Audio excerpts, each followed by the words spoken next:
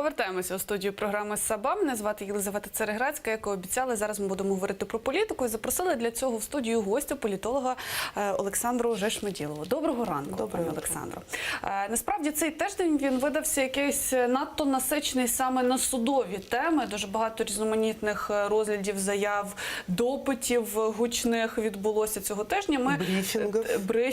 Брифінгів. Така дуже вдале уточнення. І ми намагатимемося, власне, підбити підсумки. Давайте почнемо з самого останнього, найсвіжішого випадку. Безумовно, це справа Труханова, яка знову, поставлена на паузу, скажімо так. От ваше бачення, ваші думки з цього приводу? Ну, по делу Труханова, мне кажется, что там достаточно все очевидно. Это некий такой все равно крючок, позволяющий его делать более сговорчивым, более лояльным в каких-то вопросах, менее свободным, да, ограничение определенного политического маневра, потому что давайте понимать, что Одесса как регион, как город-миллионник и как портовый город, ну, как многие моменты, он достаточно важен для того, чтобы, скажем так, власть не заинтересована терять полный контроль над ним в каких-либо вопросах. А Труханов, бывает, все-таки идет вразрез какой-то позиции, скажем так, из Киева, и это мало кому может нравиться, поэтому давайте не забывать, и это все равно будут говорить все мои коллеги, это надо с этим смириться, что мы зашли в период все равно избирательных процессов, некой такой избирательной турбулентности, соответственно, идут сейчас поиски того, чтобы максимально, первое, это укрепиться на тех позициях, которые есть, удержать то, что есть, а это все равно максимальная лояльность хотя бы городов-миллионников и понятная их траектория движения. Это очень важно для Банковой, понятное дело. Соответственно, вот я считаю, что этот процесс, который запускается, ни в коем случае не преуменьшает того, нашли зерно, да, там, не нашли. Но я считаю, что запуск процесса самого против господина Труханова, это все равно некий крючок, на который его вот нужно там повесить, и в нужный момент, скажем так, напоминать ему о каких-то болевых вот этих вот моментах, когда он может проявлять какую-то, скажем так, нелояльность к действиям власти. Соответственно, это достаточно удобно.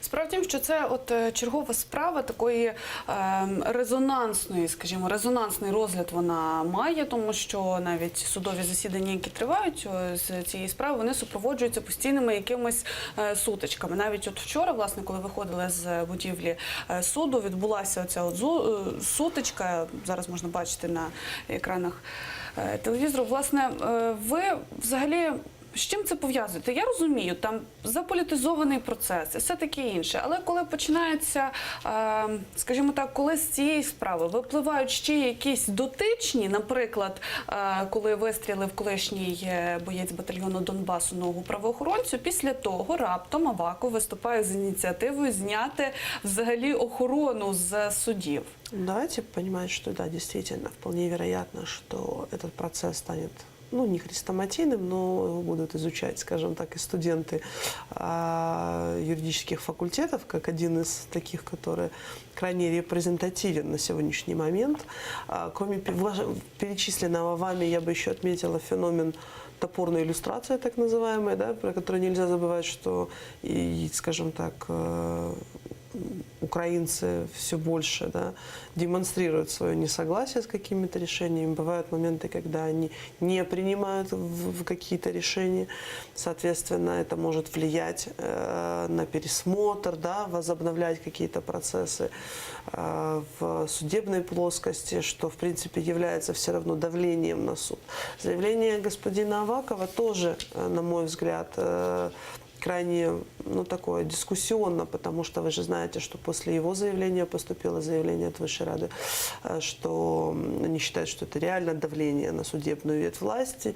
Напомню, что все три ветви власти должны быть независимы друг от друга. Они так должны быть сбалансированы за счет внутреннего законодательства, чтобы система сдержек и противовесов уравновешивать, чтобы у нас не было какого-то крена в какую-то сторону, чтобы какая-то, ну, давайте смотреть, что в данном конкретном случае представитель исполнительной власти, да, министр внутренних дел, прямой представитель исполнительной власти. Так или иначе, своим решением, да, меняет ход в судебной власти. Ну, можно по-разному расценивать, как солидарность со своими непосредственно подчиненными, как возмущение решением суда. Но суд действует в рамках действующего законодательства и выносит решение в рамках действующего. Если у нас есть неуважение к решениям суда, и вы хотите его оспорить, пересмотреть, пожалуйста, двигайтесь в правовой плоскости, подавайте апелляцию, правильно? Ну, то есть есть масса всяких инструментов для того, чтобы, скажем так, добиться правосудия, если вы не согласны с решением суда, но для этого есть механизмы. А если происходят вот такие решения, тем более поймите, что вначале это было локально, конкретно отдельный суд, потом заговорили о том, что, возможно, эта инициатива будет распространена на всю судебную систему, тогда есть реально вот опять-таки крен. Мы очень часто говорим о том, что судебная власть полноценна, знаете, как полноценная ветвь власти, все-таки не работает. Я ее всегда называю такая вот хромая нога или такая кривенькая качечка, которая постоянно все равно вот чуть не дорабатывает. И у нас, посмотреть социологические опросы. К судебной власти доверия у граждан крайне мало. Добиться правосудия в судебной плоскости доверия к этому мало. Реформируем, да, давайте понимать, что это как раз одна из ветвей власти, которые активно запускают реформу, все, она находится все время в состоянии изменений. А нет ничего хуже жить в состоянии изменений, потому что вот этого периода стабильности в системе крайне мало. Она все время как-то меняется, это еще не заработало, это уже не работает, это еще вот должно вот быть запущено, подождите немножко, а вот это у нас недоработка, потому что вот это все еще вместе не взлетело. И это все говорит о том, что судебная власть полноценна, она и так ей как бы сложно. Если на нее оказывать еще дополнительное давление, чем это грозит? Первое. Массовое тотальное недоверие к вынесенным решениям. Непринятие этих решений как легитимных. То есть народ будет отторгать. Вот мы не согласны. Тут я вам топором, там я вам каким-то еще давлением. Там у нас собрались протестующие, начали, не знаю, там активно, морально, физически давить, да, на представителей закона. И это все, это пагубная практика. С другой стороны, когда мы видим, что стреляют в представителей закона, да, когда опять-таки там ранен полицейский, можно расценивать это как единичный случай, да, если рассматривать статистику, потому что вот тоже мы с коллегами смотрели, и с журналистами, и с экспертным сообществом, скажем так, это не одинокий. Если посмотреть статистику за год, за два, за более, при исполнении очень часто бывают, скажем так, ранения, и это, если смотреть в целом, то там совсем другие цифры выплывают. Поэтому, на самом деле, тут как повернешь, понимаете? То есть ситуация крайне двоякая. Но вообще давление на суды, если мы пойдем по этой колее, боюсь, что действительно можем зайти вот в точку невозврата, потому что опасная ситуация просто обнулить доверие к судебной системе. Одразу, власне, після цієї ситуації, не одразу, декілька днів по тому, буквально, якщо я не помиляюся, вчора пан Шкіряк почав коментувати, власне, рішення і Вищої Ради правосуддя, те, що заборонили, скажімо, не підтримали ініціативу пана Авакова, і він почав наводити певні факти про те, що були виділені кошти спеціально на створення так званої служби судової охорони. Это на самом деле единый такой канва аргументов. Не только Шкиряк заявлял, было заявление господина Киева, то есть, скажем так, спикеры, близкие к господину Авакову, говорили одно и то же. Они пытаются на сегодняшний момент снять с себя часть ответственности за происходящее, дистанцироваться, потому что действительно, если идти по той логике, которая была анонсирована в ближайшее время, мы будем находиться весь этот избирательный год в множестве всяких судебных решений. Вот вы уже отметили, да, усиление, да, или, скажем так, слишком высокую активность на этой только неделе. Я думаю, что это в ближайшее время, тем более, судя по заявлению господина Луценко, это одна из линий поведения, да, действующей власти, то есть будет усиливаться количество судебных разбирательств. Соответственно, я понимаю, что и нагрузка будет опять-таки на Министерство внутренних дел повышаться, и они стараются от себя сейчас вовремя, пока можно, скажем так, взбрыкнуть, они это пытаются сделать для того, чтобы дистанцироваться, поймите, нести ответственность и брать на себя ответственность в многих моментах гораздо сложнее, нежели вовремя ее перебросить, делегировать, назовем это так.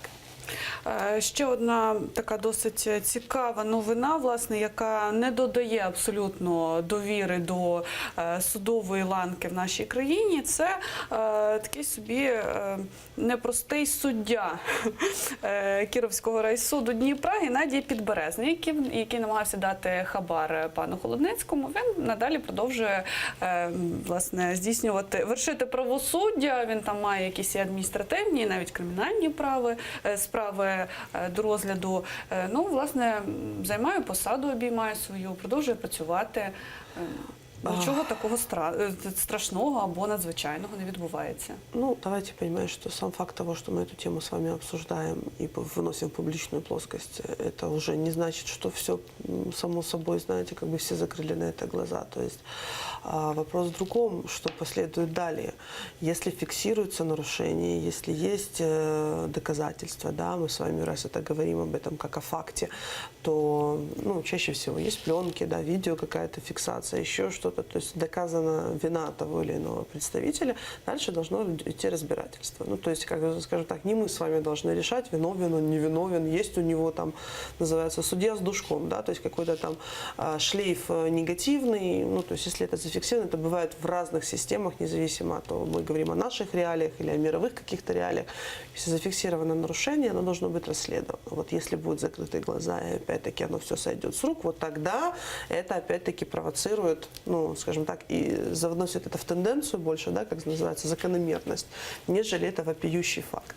То, что на ряд судей, я вам объясню, мы говорили с вами ранее о политических неких крючках, да, когда подвешивают кого-то, становится более лояльным сговорчивым. Это практика и в судебной системе. Почему, в принципе, во многом судьи считаются ручными, да, или управляемыми? Потому что на многих из них, на кого есть компромат, на кого есть еще какие-то там родственные связи, на кого, как бы управа на каждого находится. Поэтому глобально всякое может быть. Плюс давайте не забывать, что все-таки сильно остается влияние на судебную власть президента. Оно не преуменьшилось. И реформирование судебной системы пока не привело к тому, чтобы дистанцировать или отодвинуть, скажем так, да, сделать больше зазор и меньше подконтрольность судебной системы непосредственно президенту. Плюс, опять-таки, мы когда отмечаем всякие разговоры о там, антикоррупционных судах, о добавлении, да, нагрузки на судебную систему, все они направлены на то, чтобы как раз отодвинуть президента от управляемости в ручном режиме судебной системой. И вот это вот как бы распределение силы, влияния изменить, да, то есть вообще поменять управляемость в нашем государстве. Я убеждена, что на сегодняшний момент все равно судебная власть, она достаточно вот по иерархии все равно подконтрольна президенту, поэтому там вряд ли какие-то процессы могут только идти по самовольным каким-то моментам судей. Продовжуючи, знову ж таки, тему того, навіть і про що ви говорите, так, ми обговорюємо ці теми, принаймні нам відомі ці факти, правильно, ми там можемо якісь свої домисли будувати і аналізувати, але разом з тим, коли з'являється інформація про те, що от вона збурила, мені здається, суспільство, принаймні дуже багато обговорень було стосовно пана Луценка і прокурора, власне, який був у справі Луценка, який, грубо кажучи, посадив пана Юрія Луценка в свій час. З одного боку нам кажуть, що справа була сфабрикованою, а потім ми дізнаємося, що цей прокурор отримав підвищення. І також потім ще нас інформують, що пан Луценко, він взагалі така добра душа, і він не буде комусь там намагатися мститися, чи ще щось. І от це такий акт доброї волі. Бачите, він навіть отримав підвищення, цей прокурор. Тобто виникає питання. На самом деле мы вообще находимся в периоде сейчас, вот как раз такая фаза, назовем это так. Если не какого-то оксюмарона, да, логического, то, по крайней мере, идут процессы, которые слабо укладываются в ту канву, которая, скажем так, с которой мы мирились периода там, послереволюционных событий. Потому что все, что казалось важным тогда, меняет акценты смещаются, важность где-то преуменьшается, еще что-то. Ну, то есть, как бы совершенно уже и риторика совсем меняется, да, и действия другие. Потому что вспомните там крики там, про ту же иллюстрацию, как она очень остро нужна, запускались процессы, как она себя показала, насколько это эффективные процессы, нужны ли был вообще. Это все очень дискуссионный вопрос. Поэтому то, что господин Луценко пытается показать себя не мстительным, да, там еще, это опять говорит о его политических амбициях. Надо понимать, что человек выстраивает свою линию, да, свой политический портрет и работает больше в долгую. Конкретно этот случай, его можно рассматривать как конкретно судьбу отдельного прокурора, да, или смотреть судьбу генерального прокурора, который рассматривал эту должность как политический трамплин для дальнейшей своей деятельности. Я больше склоняюсь к этому, нежели к тому, что отдельно взятая ситуация с прокурором, который был в деле Луценко, поймите, просто что дело было резонансное. Мы очень много дел, которых не знаем, судьба многих фигурантов нам как бы мало известна. Если бы мы этим с вами заинтересовались и посвятили отдельную программу, я думаю, что мы очень бы много всего интересного могли бы найти. Вот. Но это не единственное дело резонансное на этой неделе, потому что мне кажется, что для Юрия Луценко остается все равно приоритетом, как он заявлял, дело века. Да, это мы перекочевали, у нас вот происходило в среду допрос президента, да, по делу о госизмене экс-президента Януковича. Это дело, мне кажется, более показательное, репрезентативно в ходе, скажем так, вот этой вот судебной катавасии на неделе. И о нем тоже хотелось бы сказать пару слов, потому что во-первых, действительно, уже много было сказано, что редкий случай, когда можно увидеть президента причастным к судебному разбирательству, плюс он дает показания не в той мере, как хотелось, даже не так, как было анонсировано, потому что, судя по твиттеру президента, он собирался лично явиться, да, все-таки в зал суда и непосредственно предстать по процедуре. Но мы видели изменения, все-таки видеосвязь, было очень много предположений, что она может оборваться в не самый удобный момент. В принципе, так и произошло. Не удалось задать нужное количество вопросов, потому что, если вы помните, сторона защиты говорила о том, что есть более 200 вопросов к президенту по ходу следствия. Их не удалось озвучить. Я думаю, что можно было предположить, что могли быть очень резонансные какие-то заявления, или, возможно, президент мог бы пролить свет на многое происходящее. Тем более анонсировано было, что президент расскажет и прольет свет в деле по Крыму, да, многое, что крайне важно для ваших, особенно зрителей. Ну и вообще для украинцев все-таки хотелось бы больше разобраться и понимать, как это все происходило, потому что все равно приходим к тому, что общество и политикум во многом были как-то отвлечены от происходящего в Крыму. В принципе, это и привело к тому, что мы имеем ту картину. Надо все-таки было бы понять причинно-следственные связи. Было два допроса. Кроме президента был допрос еще дипломата господина Ельченко, это наш представитель в Радбезе ООН. Вот его допрос, мне кажется, был важным таким вот, и добавил, что, знаете, вся же дело Януковича, оно раскручивается от отправной точки, это письмо непосредственно бывшего президента к российской стороне с просьбой о введении войск, но оригинала никто не видел. Да, в принципе, фигурирует только копия, которую представил господин Чуркин на Радбезе ООН. И вот спрашивали непосредственно у Ельченко, насколько повлияло это письмо, как восприняла его мировая общественность, как к нему отнеслись, насколько вообще, даже если брать в ход, что это все равно копия, вы понимаете, она может быть и подделана, и изменена, и много моментов.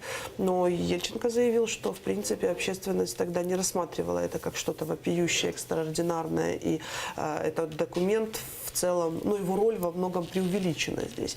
Президент, в свою очередь, мне кажется, по Крыму как раз не ответил на те вопросы, которые хотелось бы от него услышать, кроме того, что было подложено там какие-то видеосюжеты, да, где он показывается, но не более острых вопросов, реальных таких, он не ответил. Но и, на мой взгляд, уже даже вот мы же видели, это не первый допрос, уже ряд политиков действующих предстали перед судом. Это говорит о том, что уже все не так однозначно выглядит, да, и следствие ведет нас, материал ведет нас уже немножко иначе, нежели это было до старта процесса. Поэтому судебное вот это разбирательство, с одной стороны, то, что оно происходит, и оно публично, да, оно не так, что, как говорил Луценко, что к определенной дате будет уже резюме, знаете, назначим виновного и признаем его. Этого не происходит. То, что он такой динамический, да, и вот мы видим, как бы до конца непонятно, да, как оно все еще может повернуться, потому что где-то сторона обвинения берет бразды, где-то сторона защиты может быть более убедительна. Поэтому пока процесс находится в такой еще динамике. Но главное, что вот такое вот резюме, что все уже не так выглядит однозначно, и вполне возможно, что кроме экс-властей, да, так назовем, могут быть зафиксированы причастности действующих представителей, что уже, в принципе, говорит о какой-то сбалансированности процесса. Дуже коротко, буквально 30 секунд часу у нас лишається. Хочу запитати, я розумію, що досить об'ємне запитання, але разом з тим. Просто все це засідання, вся ця справа, розгляди, допити, вони просто приводять до такої думки, таке враження складається, що насправді всі опитувані, допитані, вони нібито намагаються сказати, а я зробив все, що було від мене залежне, зокрема от в контексті Криму, кримського питання, але отак от склалося, я тому не винен. Ну і так, в принципі, говорить кожен, там, Наливайченко, Турчинов, зараз от президент України також щось незрозуміле відповів. Вам так не здається, якого ви бачите? Мне, что пытаются дистанцироваться, да, вот мы говорили с вами, есть такое понятие, как вот играют в горячую картошку. Каждый пытается отбросить вовремя, да, и снять с себя какую-то вину, причастность. Но поймите, что еще до старта этого процесса было ощущение, что эти люди и не будут за это отвечать, да, а сейчас в ходе следствия, в ходе разбирательства, в ходе судебных моментов, когда они предстают в качестве, это же пока были в основном свидетели обвинения, еще пойдут свидетели защиты, уже все выглядит совершенно иначе. Мы видим, что, в принципе, свою руку приложил из них каждый, и причастность тоже фиксируется. Вимушені ставити крапку, ну тобто чекаємо на розвиток ще подій, будемо Конечно. дивитися, що буде надалі. Політолог Олександра Жешмеділова з нами обговорювала політичні події. Зараз ми перериваємося, інформаційний випуск новин «Заман» в ефірі телеканалу АТR, потім повертаємося і будемо говорити про окупований Крим, кримські питання, кримська культура та історія. Це буде цікаво, не перемикайтеся.